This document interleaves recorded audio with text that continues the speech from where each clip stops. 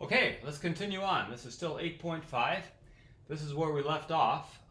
Let's do this one again just to refresh ourselves. This is a very important problem. So given this problem right here, let's do several things. Let's find the intercepts, and we'll also find the vertex, and well, I guess that's it. Okay, so the first thing we'll do is we'll find the y-intercept. And we can do that by just sticking a 0 in here. And if I stick a 0 in for x, you get a 5 out. So the y-intercept is going to be 0, 5. Then, in order to find the x-intercepts,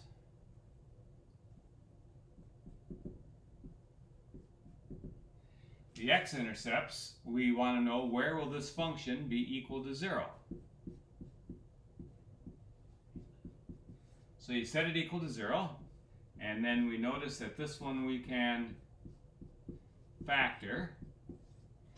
And once we factor it, then since 0 is our friend, I know that if the product of these two things is 0, one of them has to be 0. So either x minus 1 has to be 0, which means that x is 1, or x minus 5 has to be 0, which means that x is equal to 5. So these are your x-intercepts. So now that we know the x-intercepts, 1 and 5, we know that the vertex lies right in between. So there's 1 and there's 5, so that's going to be at 3. So here's your vertex.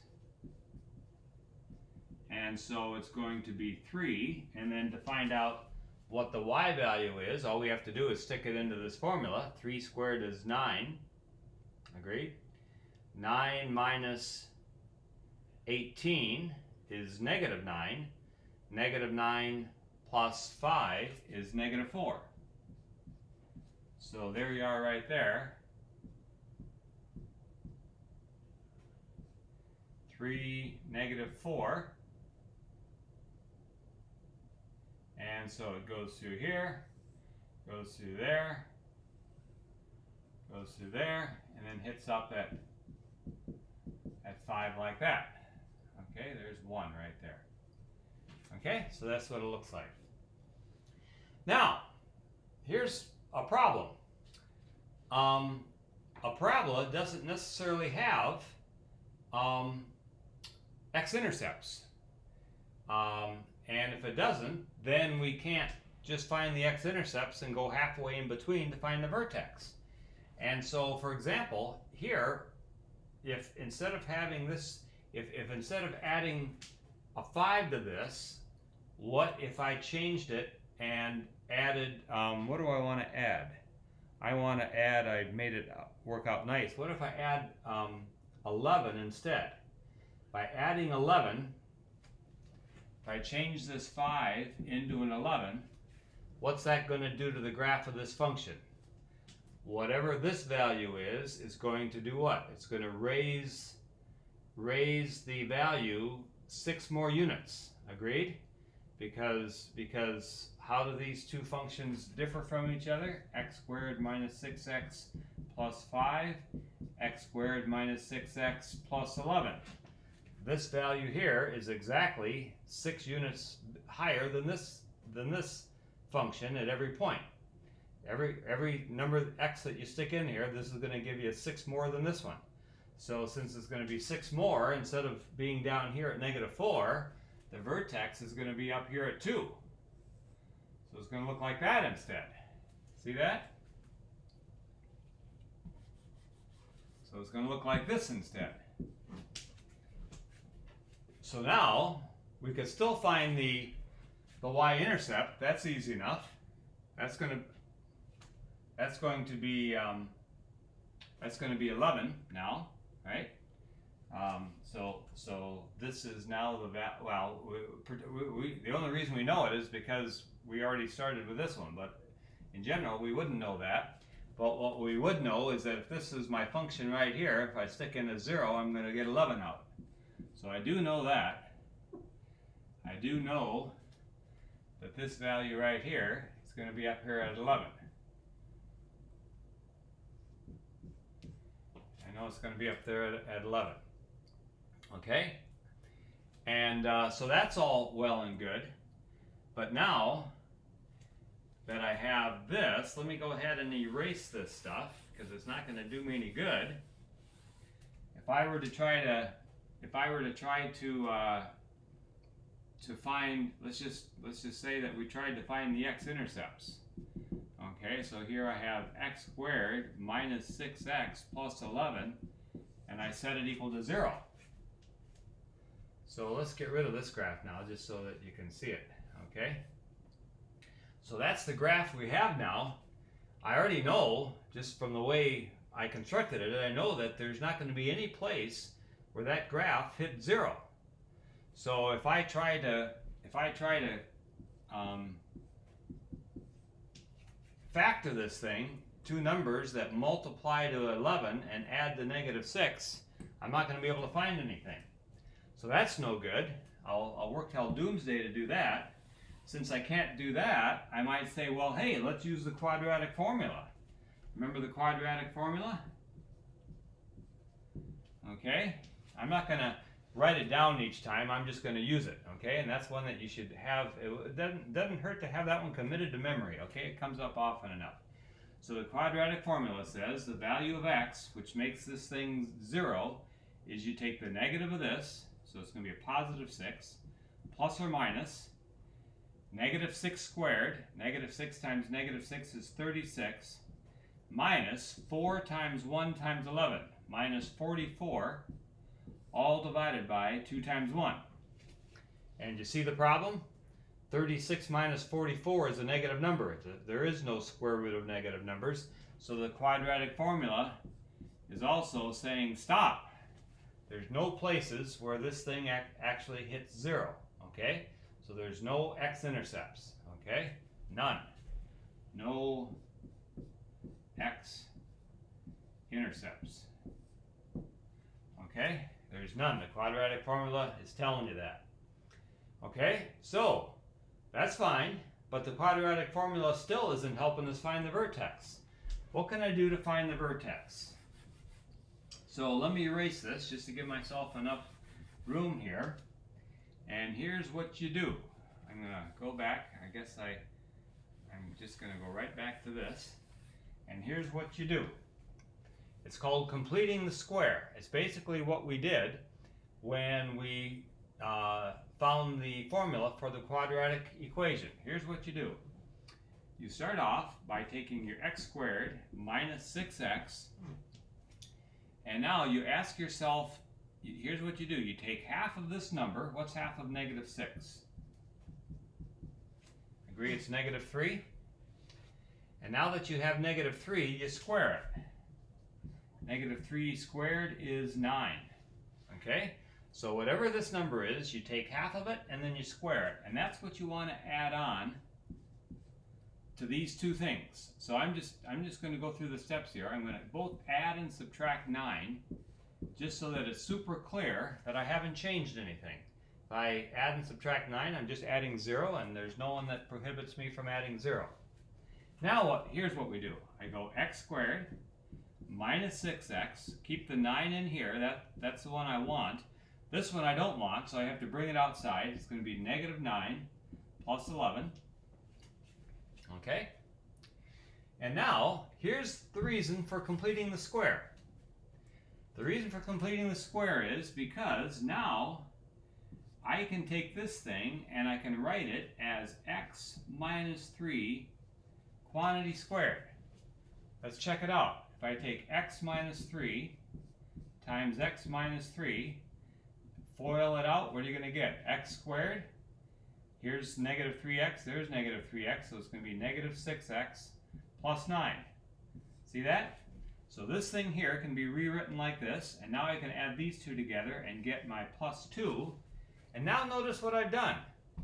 Now I've got it in the form that we learned last time, and there it is right there. See that? What's the graph of this look like? The vertex is going to be at 3. 1, 2, 3, and then 2 units up.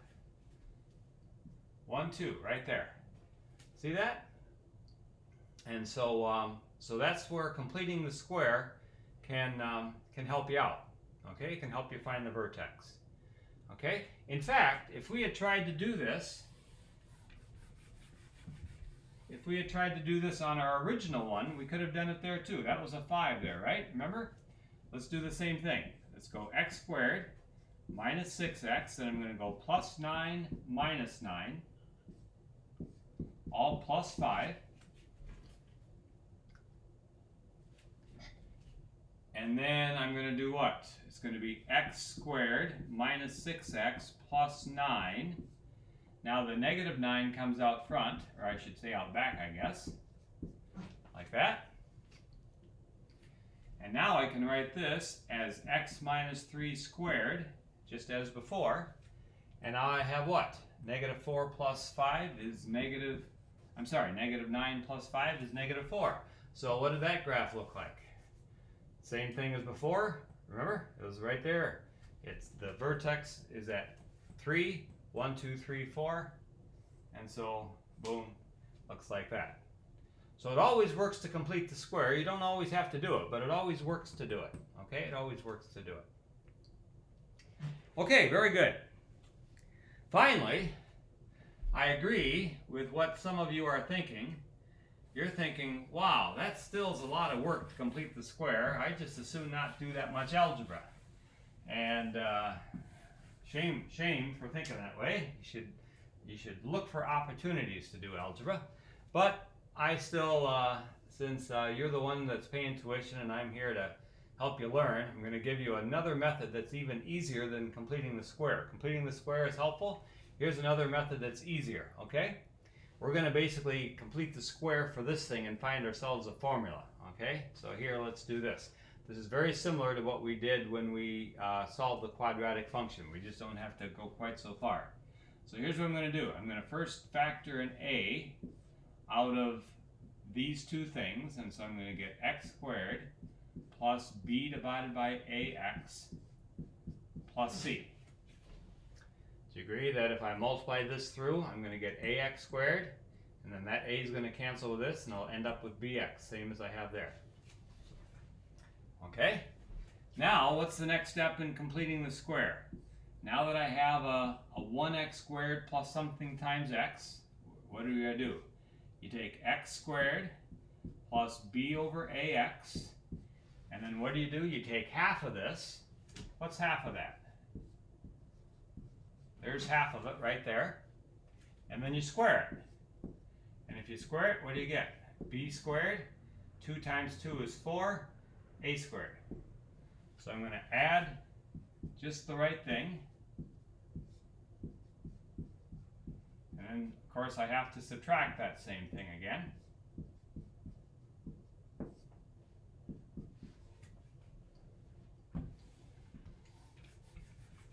Okay? And now, remember, the same thing as before.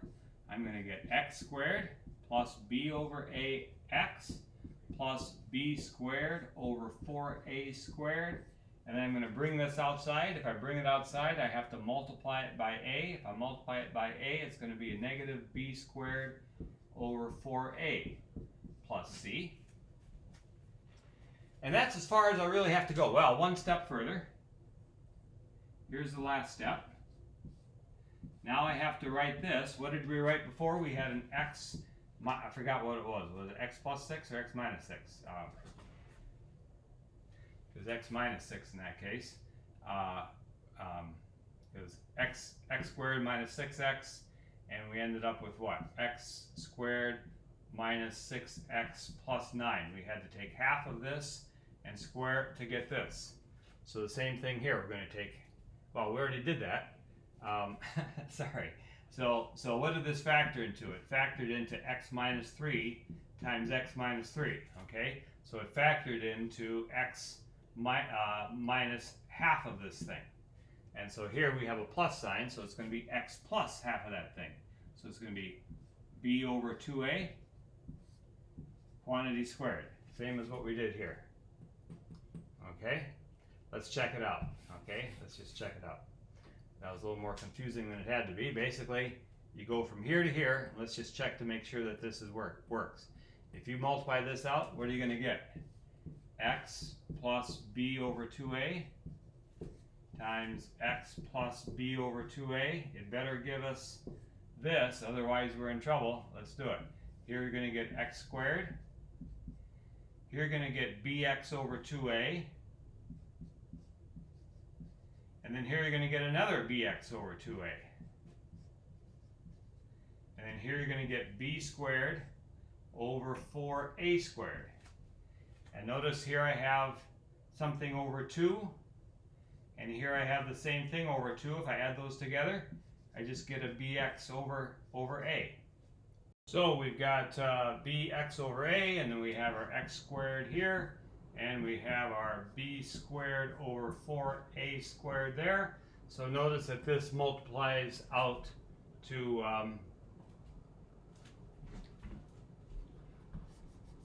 that right there, which is what we're after, right? When you square this, it multiplies out to that. So so that's the key. Okay, so that's the key, is that we can complete the square, and then we know exactly where the vertex is. The vertex is going to be the x coordinate of it is going to be whatever makes this thing 0. So it's going to be negative b over 2a, and then you stick that into your function to find the y value. Okay, so that's a nice formula. Okay, let's just show you how easy it is to use. Suppose we have let's take something kind of crazy. 3x squared plus 7x plus 6. Okay, or plus, I don't care, plus 13. Okay, just to show you. So where's the vertex? The vertex of that is going to be at negative b, so it's going to be negative 7 over 2 times a. 2 times 3 is 6. Okay, so you stick negative 7/6 into the function, and you can find the y value, and then you've got your vertex. Okay, very good.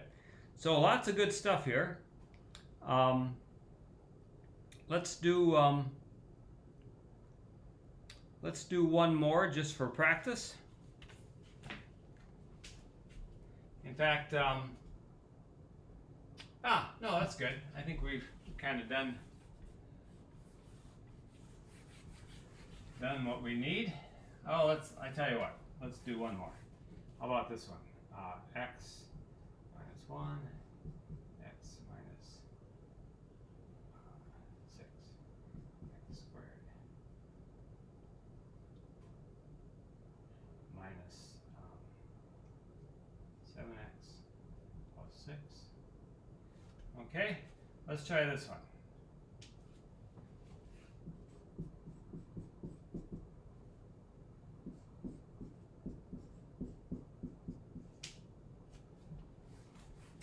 And let's do everything there is to do.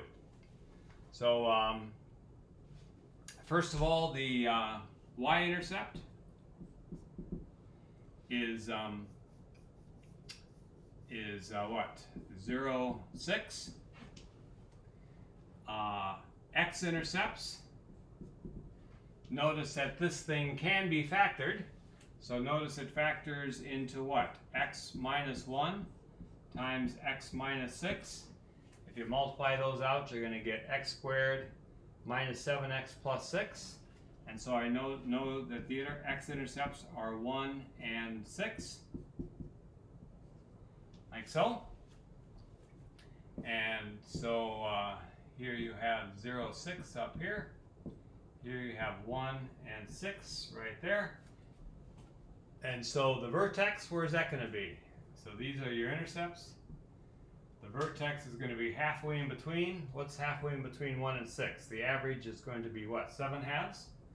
So it's going to be 7 halves right there. And so,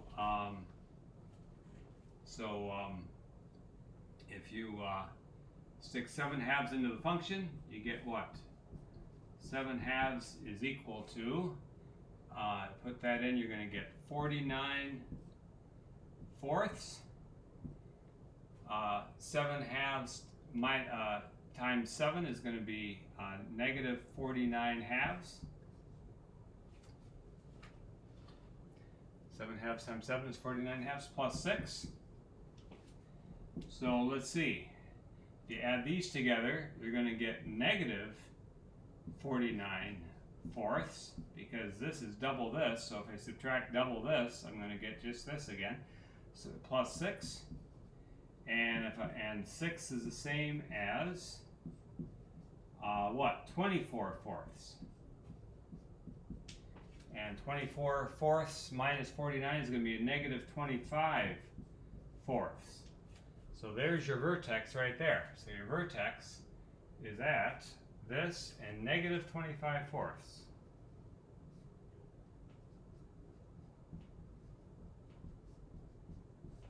Like so.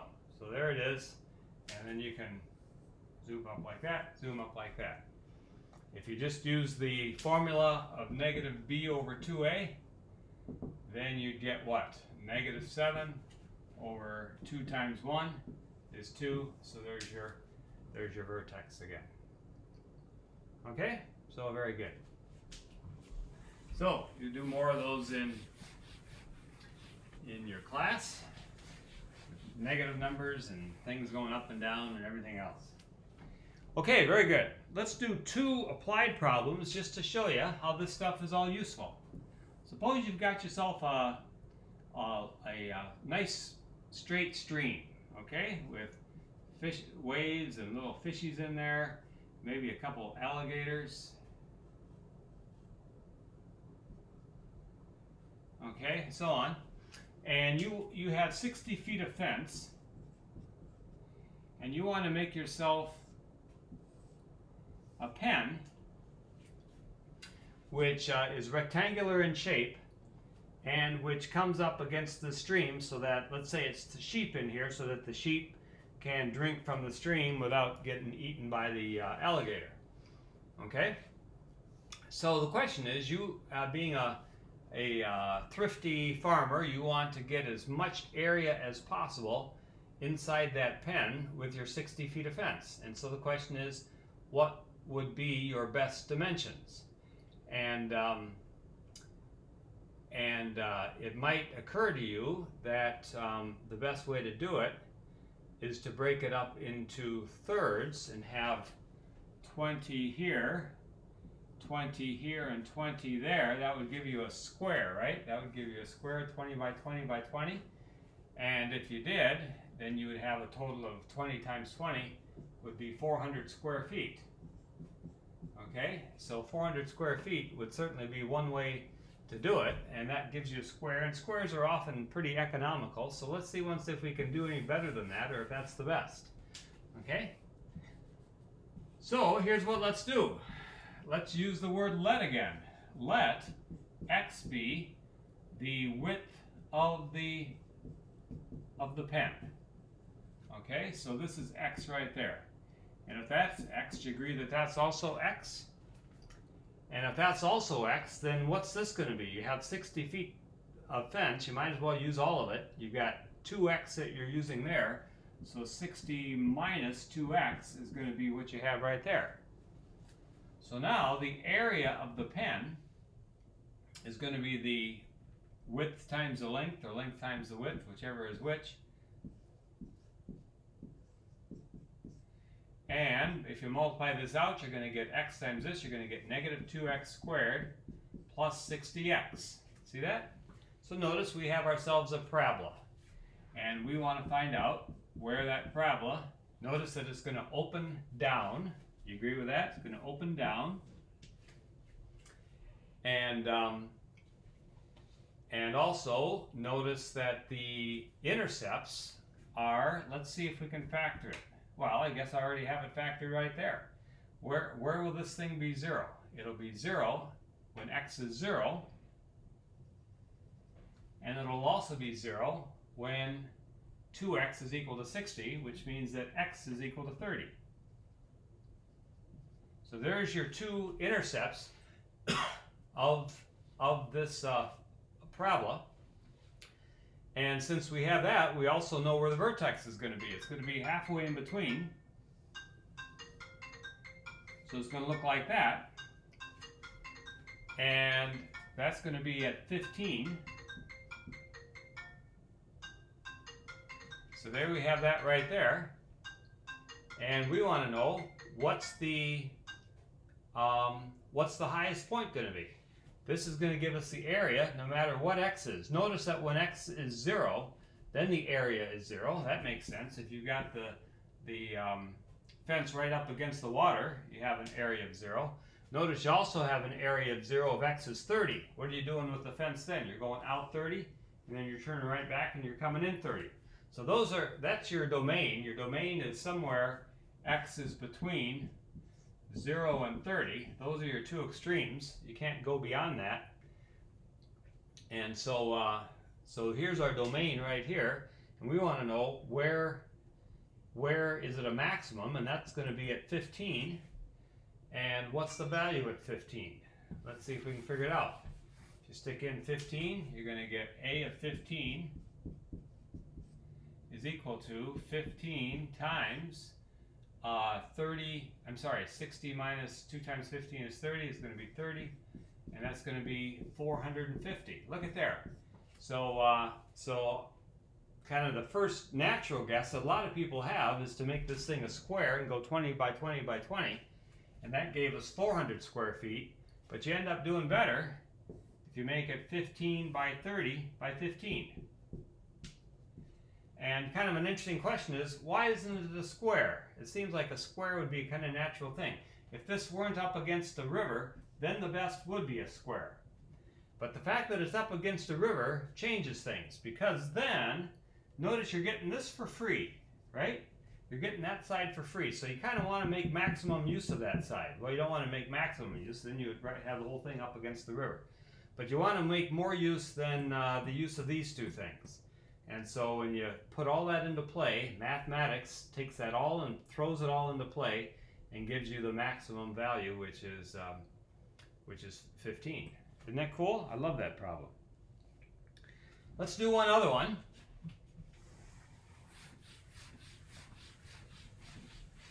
Another place where parabolas come up a lot is when you throw things up in the air.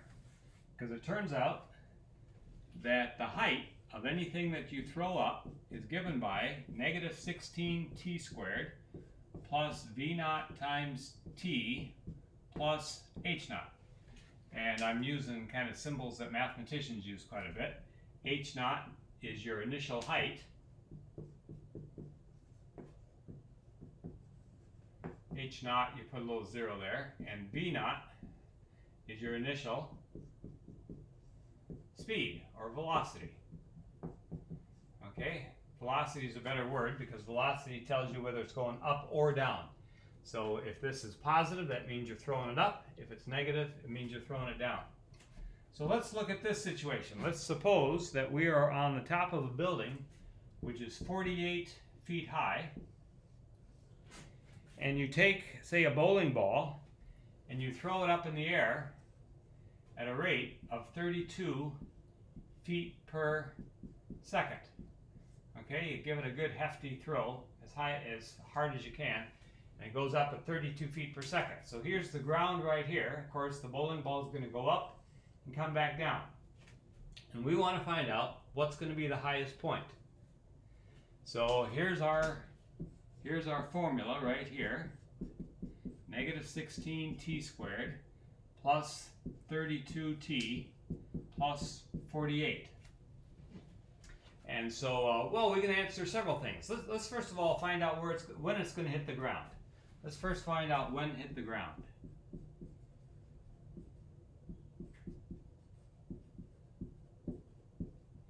And so there, we want to know when this thing will be 0.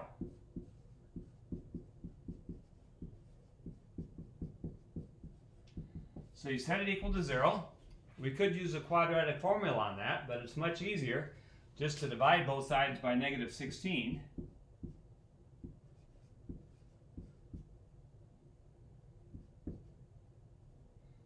If you divide by negative 16, you're going to get negative 2t minus 3.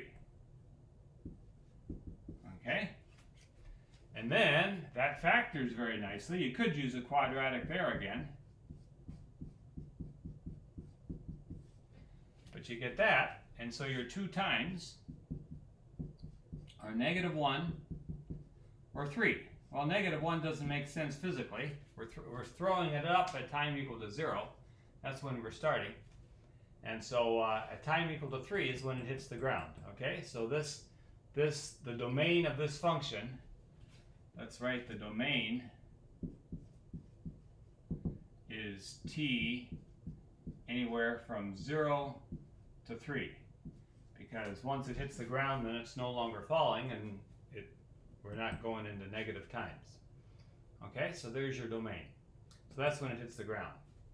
So now we want to know when will it be at the highest point? Okay, when will it be right there? So let's just use our formula. That's easy enough. Or maybe it's easier. Here's the parabola right there. The parabola looks like that, and so remember when the vertex is halfway between the intercepts. So even though this doesn't physically make sense, mathematically it still does. So here you are at -1, here you are at 3. If you take the average of those, you get what? It's going to be 1. Agreed?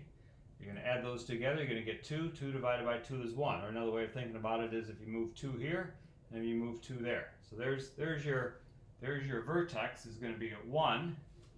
And so at 1 is when you're at your highest point. This is when you're actually throwing the ball. It's going to go like this, and it's going to come back down.